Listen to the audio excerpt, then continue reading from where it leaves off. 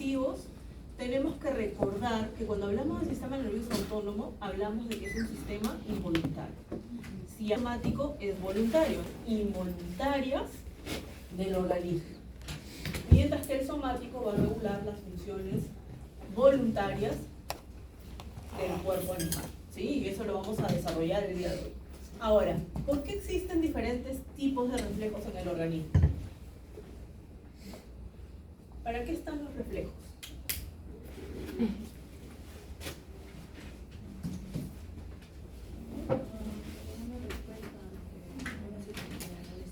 Correcto. De eso se trata el reflejo. Y lo venimos viendo desde la primera clase. Dar una respuesta, que es una respuesta refleja, a partir de un estímulo. ¿Sí? Y es una respuesta fisiológica. El resultado del aprendizaje de la clase de hoy es que van a comprender la organización del sistema nervioso central y periférico y, lógicamente, también van a conocer, ¿no?, todo lo que sería la fisiología, la acción, ¿no?, del sistema nervioso autónomo y somático. Este es el contenido de la sesión de hoy y vemos aquí, vamos a empezar. Para recordarles, para refrescar un poco la memoria, sabemos que el sistema nervioso se va a dividir en un sistema nervioso central y un sistema nervioso periférico. ¿Sí? El sistema nervioso central se va a dividir en encéfalo, y médula espinal. Y el sistema nervioso periférico se va a dividir en somático y autónomo. ¿Sí? Entonces esto es para ubicar. Que es de hecho lo que nos está mostrando aquí este gráfico, ¿no? Donde podemos ver al sistema nervioso central, al sistema nervioso periférico, ¿sí? Dentro del sistema nervioso central se va a dividir en el encéfalo, que se continúa con la médula espinal. Y dentro del encéfalo, otra vez, ya ustedes por anatomía van a recordar, tenemos el encéfalo anterior, el encéfalo medio y finalmente el encéfalo posterior. En el encéfalo anterior vamos a encontrar al telencéfalo, donde vamos a encontrar ciertas estructuras que son muy importantes para procesar cierta información, como por ejemplo la corteza, ¿no? Acuérdense que tenemos una corteza sensorial y tenemos una corteza motora, ¿sí? Tenemos a los ganglios basales, tenemos al sistema límbico, ¿no?, muy relacionado con lo que vendrían a ser las emociones, ¿no?, estados de ira, estados de alegría, ¿no?, que se van a ir procesando a ese nivel. Tenemos al diencéfalo, ¿no?, que se va a dividir en el tálamo, hipotálamo, epitálamo y subtálamo. ¿Okay? Luego tenemos el encéfalo medio, que sirve como una especie de puente entre el encéfalo anterior y posterior. Es un sitio de relevo para varias señales que provienen de diversos núcleos visuales, olfatorios, entre otros, ¿no? Y luego tenemos el encéfalo posterior, que se va a clasificar en cerebelo, el puente y la oblonga, ¿sí?, o bulbo raquídeo, que es donde se van a encontrar, por ejemplo, los órganos vitales, ¿okay? Y se continúa con la médula espinal. Y en el caso de lo que vendría a ser el periférico, se va a dividir, como ya hemos visto aquí, en somático. Acuérdense que el somático es la voluntad, entonces llega a los músculos esqueléticos. Es lo que permite que si yo quiero ir hasta la puerta, vaya caminando hasta allá. ¿Sí? Adelante. Y en el caso del autónomo, se va a dividir en simpático y parasimpático. Y es involuntario. ¿Sí? Lo vamos a ver en la clase de hoy después del receso. Ahora tenemos a esta corteza cerebral, que es una estructura nerviosa a través de la cual se van a dar ciertos procesos, entre los que están involucrados la memoria, el aprendizaje, el movimiento, la información que llega desde los sentidos, ¿sí? ¿Para qué? Para poder dar respuestas. Y para eso tenemos a los lóbulos, que también los recordarán ustedes por anatomía. Tenemos el lóbulo frontal, ¿no? El lóbulo frontal es muy importante porque está relacionado con el movimiento voluntario, ¿sí? Es el que va a dar inicio a esa respuesta motora, es decir, para que el animal pueda desplazarse, ¿no? Está relacionada con el aprendizaje, con la habilidad, ¿no? Si es que alguno de ustedes toca algún instrumento, es a este nivel, por ejemplo, donde se procesa esa información para poder llegar a desarrollar dicha habilidad, ¿no? El piriforme. El piriforme también es muy importante, está relacionada con las sensaciones, es decir, con receptores olfativos, ¿sí? Que van a llevar esa información hacia la corteza, sin necesidad de pasar por el tálamo, que es una estructura que vamos a hablar en un momento, ¿sí? Tenemos el parietal, uno de los más importantes, porque aquí este lóbulo parietal se va a encargar de procesar información que llega, por ejemplo, desde lo que vendría a ser el tacto, la presión, el dolor, la temperatura, ¿sí? Todos esos estímulos se van a procesar a este nivel. Tenemos el lóbulo temporal, que está, por su ubicación, ustedes saben que está muy relacionado con lo que vendría a ser la audición, pero también justamente por esa misma ubicación, que está por debajo del lóbulo parietal, también puede recibir o puede responder a ciertos estímulos táctiles, de presión, ¿no? También. Y el occipital está relacionado con las señales visuales. ¿Sí? Está muy relacionado porque tienen los centros de la visión, ¿sí? Los centros ópticos se encuentran a ese nivel, ¿sí? Entonces eso es para recordar un poco anatómicamente. Ahora, tenemos esta representación típica, característica de la corteza, que se conoce como homúnculo. ¿Qué significa homúnculo? Significa hombre pequeño. Esto está mucho más desarrollado obviamente en medicina humana, ¿sí? No tanto así en la medicina veterinaria, pero es la forma como nosotros la estudiamos también. Es muy parecida, solamente que aquí obviamente es mucho más compleja, porque acuérdense que el ser humano tiene ese proceso de razonamiento, ¿sí? Entonces, ese homúnculo significa hombre pequeño y fue desarrollado por un neurocirujano, ¿sí? Que de apellido Painter, en el cual nos muestra que este homúnculo es una representación visual de la corteza, donde vamos a tener una corteza somatosensorial y una corteza motora, ¿sí? La corteza somatosensorial la vamos a encontrar principalmente, que va a estar recibiendo esa información a nivel de los lóbulos parietales, ¿sí? A ese nivel. Y en el caso de la corteza motora, donde vamos a encontrar la corteza motora primaria, ¿sí? Está más relacionada con el lóbulo frontal. Acuérdense, hace un momento cuando hablamos del lóbulo frontal, dijimos que estaba relacionada con el movimiento, ¿sí? Entonces, para que se vayan ubicando. Ahora, en este homúnculo, vean cómo nos muestran ciertas partes del cuerpo, ¿no? Vemos aquí manos, piernas, rodillas, una mano grande, una cara muy grande, ¿no? Y la pregunta es, ¿por qué se representa la cara y la mano de mayor tamaño que las demás partes?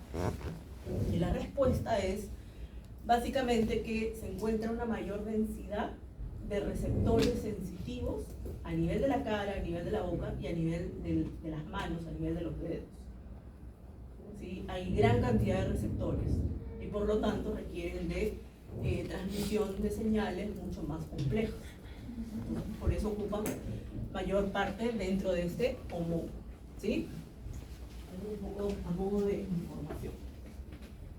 Ahora, tenemos al tálamo, que también es otra estructura nerviosa muy importante. ¿Por qué? Porque es un centro de integración, es un centro de relevo para las señales que provienen desde, por ejemplo, los sentidos, ¿no? De la vista, de la audición, del gusto, no así de la olfacción, ¿sí? O sea, los estímulos olfativos no llegan al tálamo, es el único que no llega, sino que llega hacia el rindencéfalo, ¿sí? Ahora, tal vez ustedes recuerden también un poco por anatomía que tenemos un tálamo dorsal y un tálamo ventral, ¿sí? Y en el tálamo dorsal vamos a encontrar a los famosos núcleos talámicos, que son justamente los que van a tener a esos núcleos, como su nombre lo indica, donde se va a integrar la información y va a transmitirla hacia la corteza. ¿Esto para qué? Con el fin de elegir aquellos estímulos que sean importantes y dejando de lado aquellos que no requieran de un procesamiento, ¿sí? Y en el tálamo ventral vamos a ver que contiene células GABAérgicas, es decir, que liberan GABA, neurotransmisor que vimos la semana pasada, y que va a generar justamente esa capacidad inhibitoria que tiene para eliminar aquellas señales que no sean necesarias. Solamente va a permitir que se puedan estimular, que pueda enviar la información que sea idónea para dar una respuesta. Y aquello que no sea necesario va a ser inhibido, ¿sí? Y vean lo que dice aquí, en este último, bueno, no es el último, el penúltimo párrafo que dice: centro de relevo y de integración sensorial, ¿sí? Mantenimiento del estado mental, de la atención y la vigilia. Es lo que permite que ustedes puedan estar atentos a esta clase. También está muy relacionado con las emociones, la ira, la alegría, tristeza, ¿no? Todo también se procesa a nivel mental. Obviamente mucho más estudiado en lo que vendría a ser la psiquiatría en medicina humana, ¿no? Sí, bueno. Tenemos la siguiente estructura, que es el cerebelo. El cerebelo, que sabemos que se va a encontrar en el encéfalo posterior, ustedes van a recordar que está dividido en hemisferios, pero también en lóbulos, ¿no? Donde tenemos un lóbulo rostral, tenemos un lóbulo caudal y tenemos un lóbulo mucho más pequeño, que es el lóbulo nodular. Estos lóbulos contienen núcleos que van a procesar información. ¿Por qué? Porque el cerebelo se encarga de coordinar los movimientos. Está relacionado con la postura, con el equilibrio del cuerpo. ¿Sí? Entonces, básicamente su función es de coordinación motora. ¿Por qué? Porque recibe señales desde que son captados estímulos por receptores de la vista, de la audición,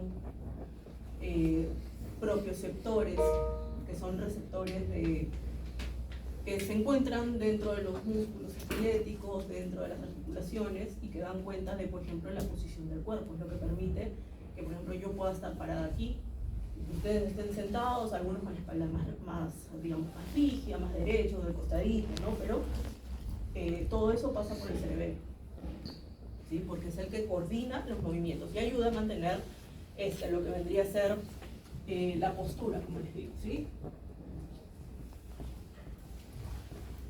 Vean, postura, equilibrio, ¿no? Centro integrador para los movimientos uniformes, coordinados, voluntarios, ¿no? Nuevamente el ejemplo, yo quiero ir hacia la puerta, voy a caminar, ¿no? Y voy a caminar en línea recta para poder llegar, ¿sí? Todo eso pasa por el cerebelo, ¿ok?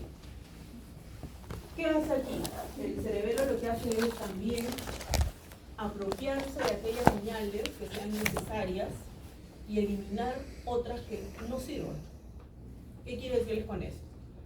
De que si yo, por ejemplo, estoy en esta parte del salón y yo quiero ir hacia la puerta, gracias a esa información que llega al cerebelo, va a permitir que yo camine por aquí, gire, ¿no? Gire hacia la derecha y continúe mi camino hasta la puerta.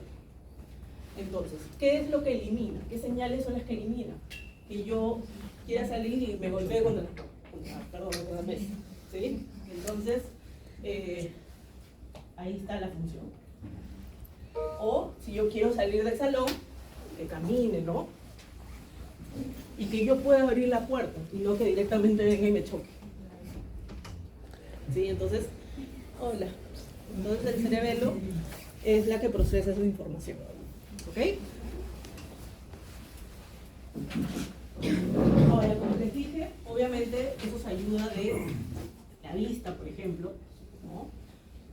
Y en el caso de los perros, la audición también es muy importante, parte de la vista. En los animales en general, ¿no? Pero el perro es nuestro ejemplo típico. Por ejemplo, en el caso de si tenemos un perro con otitis, ¿cuál es uno de los signos más característicos? O sea, lo vemos a simple vista. La cabeza va hacia un lado, ¿no? Gira hacia un lado. Sí.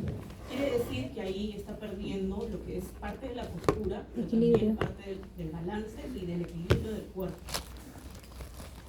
¿Qué está afectando aquí?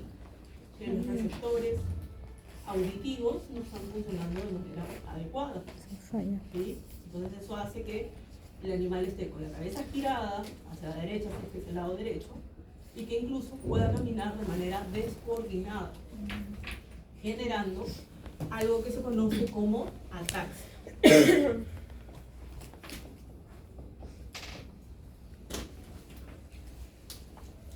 Se habla de ataxia, o también la van a encontrar como ataxia cerebelar o cerebelosa. Pero ya cuando normalmente ya dicen ataxia, ya sabemos que es el cerebelo, ¿no? Pero no sería raro que encuentren como ataxia cerebelosa. ¿Qué significa esto? Que el paciente camina de manera descoordinada. También en gatos, puede ser golpe, puede ser otitis, puede ser la sobredosificación con algún fármaco, como ocurre en algunas razas de perros con parásitos y les aplican, por ejemplo, ivermectina. Ahí ustedes van a estudiar en farmacología que hay razas de perros a las que no se les debe aplicar ivermectina, porque van a tener posiblemente ataques. Sí, puede haber fasciculaciones, necesitan apoyarse sobre, o sea, algo sólido, porque por sí solos no pueden. Dígame. ¿Sí? ¿Un golpe a nivel del cerebelo puede generar eso también ataxia? Sí, también. Sí, un golpe fuerte. A veces se ha visto ataxia cerebelosa cuando hay caída, por ejemplo, de escaleras desde muy alto, ¿no? También se pueden presentar casos así. Puede haber dismetría. ¿Qué es dismetría? Que no mide bien la distancia de los objetos. Nuevamente, ¿no? Si por ejemplo yo quiero salir y ya sé que tengo que girar eso, pero tengo dismetría, entonces igual me voy a golpear con esto, ¿no? No va a hacer que camine un poquito más hacia la izquierda y pueda seguir, sino que me golpee. Entonces hay una dismetría, hay una incoordinación y hay una falta de medición de la distancia de los objetos. Puede haber fasciculaciones también, ¿no? Como dijo aquí el compañero evangelista, ¿verdad? Sí. Entonces también puede haber fasciculaciones, es decir, una especie de temblores, como si fuesen unos temblores. Y muchos de esos signos, sobre todo la ataxia, cuando vemos esos casos ya sabemos que es cerebelo, ¿no? Y se presenta, como digo, hay muchas patologías, incluso en atropellados, en que se caen de escaleras.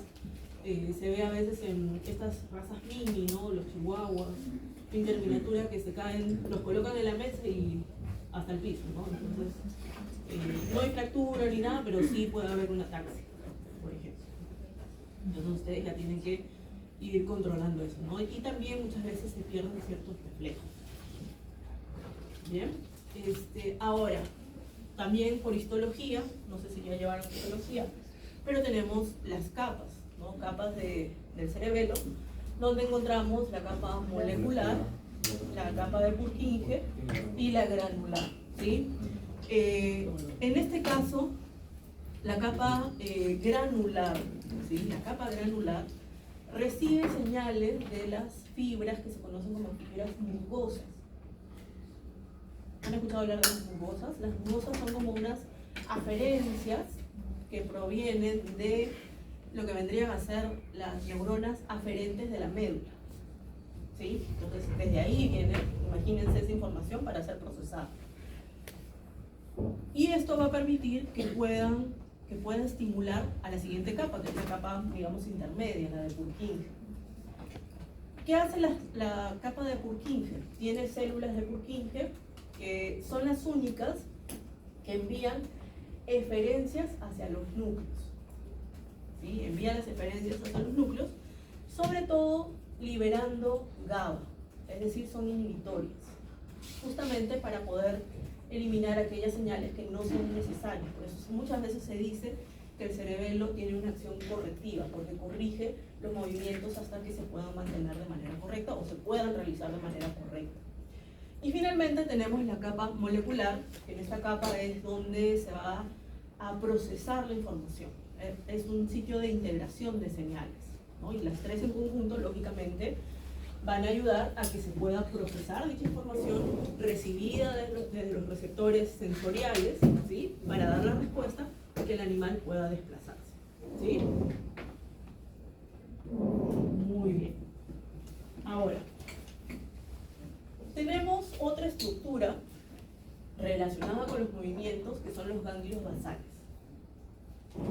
Tal vez los recuerden por anatomía, ¿no? El globo pálido, el putamo, el grismo, todos ellos conforman estos ganglios basales y también reciben señales para generar la marcha, digamos, una marcha más fina, movimiento fino. Y el balance, vean lo que dice aquí en este último párrafo, dice, el balance entre estos dos sistemas, es decir, los ganglios basales y el cerebelo, permite movimientos finos y organizados. ¿Sí? Ambos contribuyen a que se pueda dar ese desplazamiento del animal. Solamente que ahí hay una diferencia y es que el cerebelo recibe mayor cantidad de aferencias y además es más rápido. En los ganglios basales su respuesta es algo más lenta, por eso es que es más fino, ¿sí? Para que lo tengan en cuenta, pero ambos trabajan obviamente de manera organizada para que se puedan dar los movimientos. Tenemos la médula espinal. Esta médula espinal ya sabemos que continúa, ¿no? Del encéfalo continúa en la médula y tiene la forma característica, ¿no? Que nos dicen de mariposa, de murciélago, de H, no sé cómo lo han visto ustedes, ¿sí? Sabemos que tiene astas, tiene las astas dorsales, ya ventrales y dorsales. Muy importantes, ¿por qué? Porque a través de las astas dorsales, las vías aferentes llegan hacia la médula para integrar la información. Y las respuestas salen a través de las astas. Las vías aferentes, las astas ventrales, ¿sí? A través de las astas ventrales. Entonces llevan la respuesta. Vean cómo está organizado, ¿no? Todo esto para... Sí. ¿No tiene medio procesado algo de información? Claro, aquí es donde se va a integrar la información. O sea, viene la información. Las astas Aferentes, acá vamos a encontrar interneuronas y las interneuronas hacen sinapsis con las eferentes y sale la respuesta. Correcto. Tenemos los tractos espinales y pregunto, ¿qué es un tracto? ¿Qué es un tracto? ¿Qué se refiere a un tracto espinal? Lo que sale de la médula espinal, ahí el que va en el centro, ahí la disposición de sustancia gris es blanca cambiable, pero lo que sale de ahí son los tractos espinales. ¿Pero qué es un tracto? La sustancia gris que sale, ¿se puede definir así? Vendrían a ser haces de fibras nerviosas. Es como si se formase un cordón. Un tracto es como un cordón, para que lo puedan entender. Es decir, es un grupo de fibras nerviosas que van a transmitir las señales. Y tenemos varios tractos espinales. ¿Sí? Vamos a ver aquí algunos importantes. Tenemos el córtico espinal. El córtico espinal está relacionado con la musculatura esquelética. Está muy relacionado con el movimiento, ¿no? Voluntario. Tenemos al rubro espinal, que está relacionado con los músculos flexores y extensores, sobre todo de las articulaciones, de las extremidades. ¿cómo dijo? Rubro espinal. Rubro espinal. Sí, rubro espinal. Tenemos al espino cerebelar, ¿sí? En este caso, ese tracto está relacionado con lo que vendría a ser la propiocepción. Cuando hablamos de cerebelo, les dije que también habían propioceptores, ¿no? Entonces, ¿qué significa esa propiocepción? Significa la postura del cuerpo, ¿sí? Cómo se mantiene ese equilibrio del cuerpo, a eso se refiere. ¿Por qué? Porque hay propioceptores justamente, ¿no? Que son receptores que encontramos a nivel de la musculatura esquelética. Tenemos el espinotalámico, que está relacionado con ciertos estímulos de presión, de temperatura, ¿no? De dolor, son los más, digamos, los principales, ¿no? Tenemos el vestíbulo espinal, que está relacionado con el oído, sobre todo el oído interno, y también el balance del cuerpo. Por eso también vuelvo al ejemplo del perrito que tenía otitis y que ustedes me dijeron que iba a tener la cara girada, la cabeza girada, va perdiendo balance, justamente porque el oído está siendo afectado. ¿Sí? ¿Espino qué, profesor? Acá está. Vestíbulo espinal. Vestíbulo. Vestíbulo espinal. ¿Sí? El vestíbulo espinal. Luego tenemos el tecto espinal. El tecto espinal está relacionado con los movimientos rápidos. ¿Qué significa eso? Por ejemplo, si vemos un animal, vamos a suponer un venado, ¿sí? Que está viendo un depredador, entonces eso le va a permitir correr Escape. rápido, una respuesta rápida. Y tenemos el retículo espinal, que está relacionado con el movimiento de los ojos. Es lo que permite que, bueno, yo que estoy parada aquí al frente, pueda mirar izquierda, derecha, izquierda, ¿no? En cada momento, ¿sí? Entonces tenemos esos tractos que son los que van a estar llevando la información de acuerdo a los estímulos que hemos hablado. Esta diapositiva nos muestra justamente esta clasificación que hemos visto aquí. Acá está resumido, obviamente, ¿no? Sistema nervioso central, encéfalo, médula espinal, periférico, ¿no? Sabemos que cuando hablamos del periférico vamos a tener vías aferentes y vías eferentes, o sensoriales sensitivas o motoras, ¿sí? En el caso de las motoras, es ahí donde se va a ver esa diferencia, ¿no? Sistema nervioso autónomo y somático. Somático, ustedes ya saben, responde a la voluntad, llega a los músculos esqueléticos. Mientras que el autónomo se va a dividir en simpático y parasimpático. Y vamos a ver, ¿no? En un rato más, luego del receso, van a ver que el simpático va a liberar adrenalina, el parasimpático acetilcolina, se van a unir a sus receptores que espero que ya estén estudiando porque pueden ser directamente la próxima semana. ¿Sí? Acetilcolina. Vean cómo se integra, cómo se organiza todo lo que hemos venido hablando. Y se da como un reflejo, porque aquí estamos viendo reflejo. Vean, el entorno es el que va a dar el estímulo, que puede ser interno o externo, dentro del organismo o fuera de este. Una vez que capta el estímulo, va a ser llevado a través de vías aferentes, sensitivas, sensoriales, ¿sí? Pertenecientes al sistema nervioso periférico, lo va a llevar a un centro de integración, sistema nervioso central, algo así vimos la clase pasada, ¿se acuerdan? Si la integración es inconsciente, significa que llegó solamente a la médula. Pero si va de manera ascendente y llega al encéfalo, entonces ahí estamos hablando de una integración consciente. Procesada la información tiene que viajar por vías eferentes. Entonces tenemos vías motoras, ¿no? Vías eferentes, otra vez sistema nervioso periférico. ¿Para qué? Para poder dar respuesta a El este estímulo. ¿sí? Entonces aquí otra vez componentes del reflejo.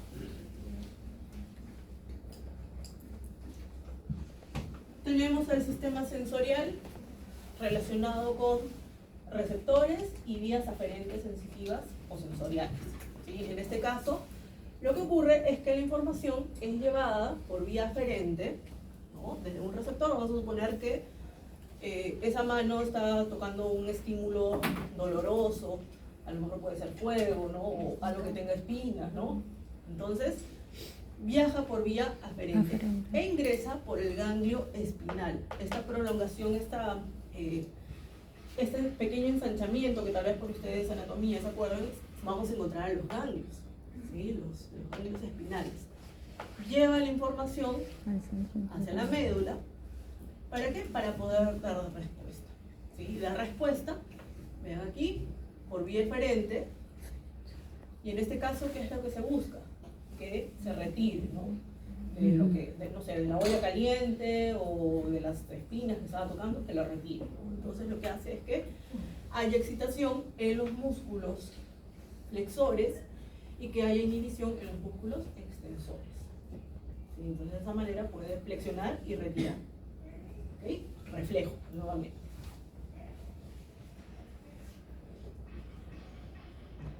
Ahora tenemos aquí la propiocepción general, que se refiere básicamente a los propioceptores, receptores que se encuentran a nivel de los músculos esqueléticos, a nivel de lo que vendrían a ser algunas articulaciones, ¿no? De hecho, al final de la clase de hoy día vamos a hablar de algunos propioceptores, como el uso muscular, ¿no? El órgano tendinoso de Golgi también, que se encargan de captar ciertos estímulos. ¿Cuáles?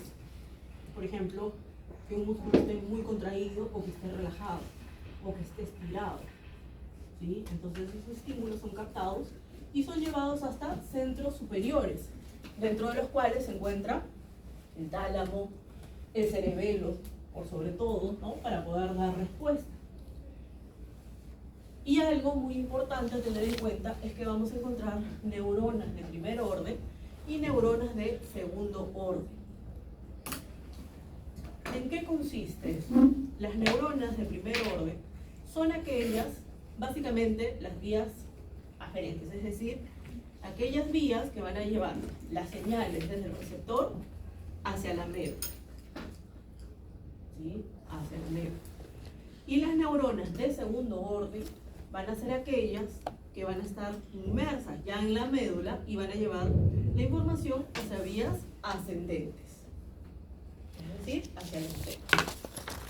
Y entonces ustedes, por ejemplo, leen algo que nos dice que están implicadas neuronas de segundo orden, entonces ustedes saben que esa información va a ir desde la médula hasta el encéfalo, ¿sí? Y las de primer orden, desde el receptor hacia la médula, ¿sí? No se olviden porque a veces eso en fármacos, sobre todo, les van a preguntar. ¿Justamente para qué? Para que ustedes puedan administrarle analgésicos a sus pacientes, ¿no? ¿Por qué? Porque hay pasos en la sensación de dolor. Cuando ustedes lleven fármaco hay una clase, que no sé si la dan como clase o como exposición, que se trata de fisiología del dolor. Nosotros aquí no vemos fisiología del dolor porque aquí nosotros vemos lo que ocurre normalmente. Ya cuando hay dolor ya algo se está alterando. Pero sí tenemos que conocer los pasos en la sensación de dolor.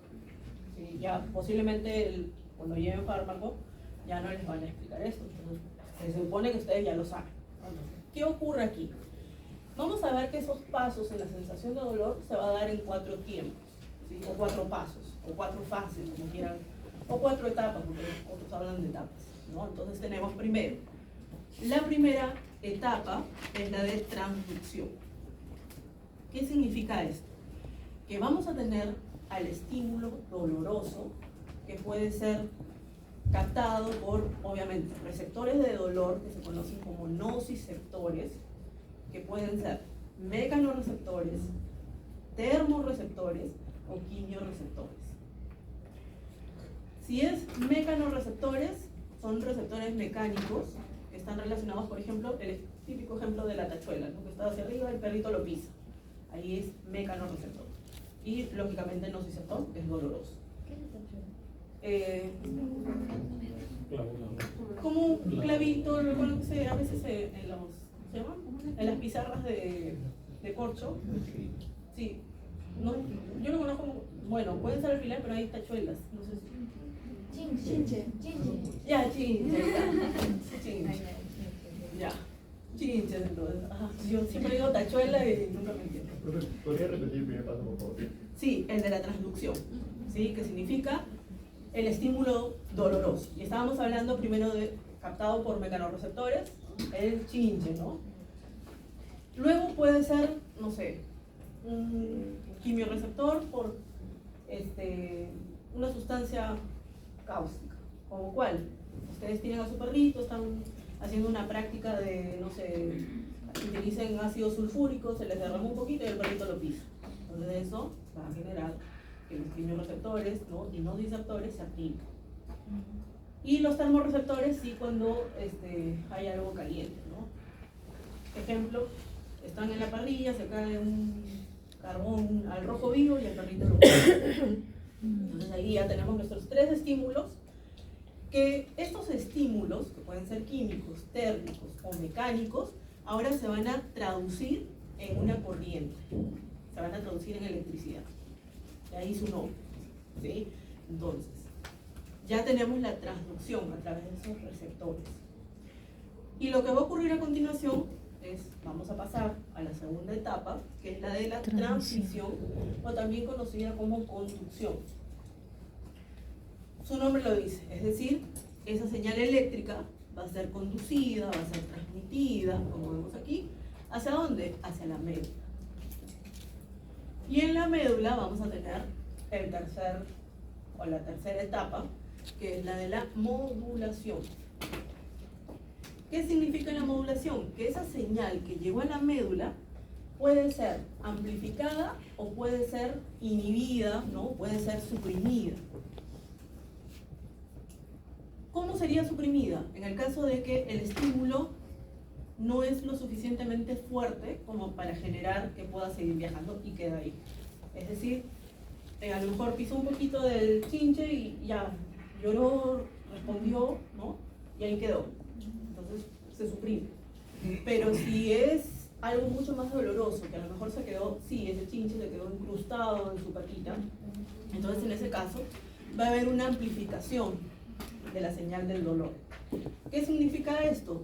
Que al amplificarse va a viajar de manera ascendente hacia el encéfalo. Entonces ahí va a dar pie a la cuarta etapa, que es la de la percepción consciente del dolor. ¿Sí? Percepción consciente del dolor. Ahí hay una integración, lógicamente, de las señales, va a haber reconocimiento y que lógicamente va a dar respuesta a ese dolor. Llora, se esconde, corre, puede morder. ¿Sí? Entonces, para tener en cuenta que ese dolor, de acuerdo a la intensidad, puede ser amplificado o puede ser suprimido. Y queda ahí en la médula. ¿Sí? ¿Queda claro? Sí.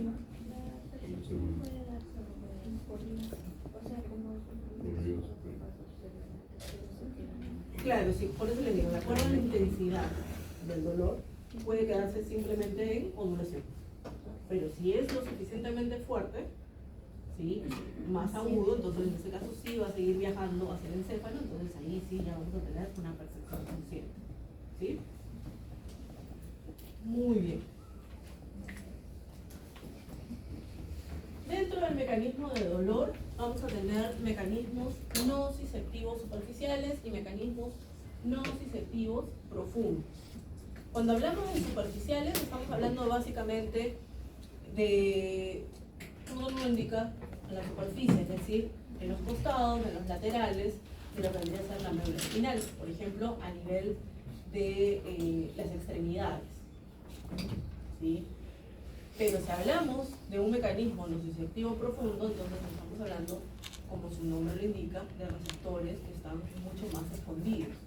¿En dónde? Músculos, articulaciones, órganos, ¿sí? Receptores, por ejemplo, de dolor a nivel del estómago, a nivel del intestino, que lógicamente va a generar una percepción mucho más dolorosa, justamente por la profundidad que tiene. Y ustedes en fármaco van a aprender a poder tratar esos dolores, ¿no? Superficiales y profundos, de acuerdo a lo que nos va mostrando el paciente, que muchas veces es difícil, ¿no? de obtener un diagnóstico, digamos, definitivo, ¿no? A simple vista, porque necesitamos primero de la anamnesis, es decir, de lo que nos va diciendo, lo que nos va contando el dueño, que muchas veces no es toda la verdad. ¿Sí? Entonces, tenemos que hacer una buena exploración clínica. Y de hecho ustedes la van a aprender seguramente aquí en sus cursos de semiología, ¿no? En los de clínica. Y si ya están haciendo prácticas en alguna veterinaria, ya están viendo cómo el médico veterinario va explorando al paciente, ¿no? Cuáles son los pasos que deben seguir. ¿Para qué? Para que finalmente ustedes puedan administrarle el analgésico a ese paciente, ¿no? Que está con dolor. Ahora tenemos la formación reticular. Esta formación reticular es muy importante porque es una sumatoria, es un grupo de neuronas, ¿sí? De fibras nerviosas que van a llevar la información desde prácticamente todos los receptores del cuerpo, ¿sí? De todo el organismo, tanto autonómicos como somáticos, todos van a viajar de manera ascendente, si así lo requiere el organismo, ¿Para qué? Para que pueda llegar al tálamo y a la corteza sobre todo. ¿Para qué? Para poder dar respuesta. Está muy relacionado con lo que vendría a ser el sistema SARA, que no sé si ustedes han hablado del sistema SARA, no sé si en biología o en histología, que es el sistema reticular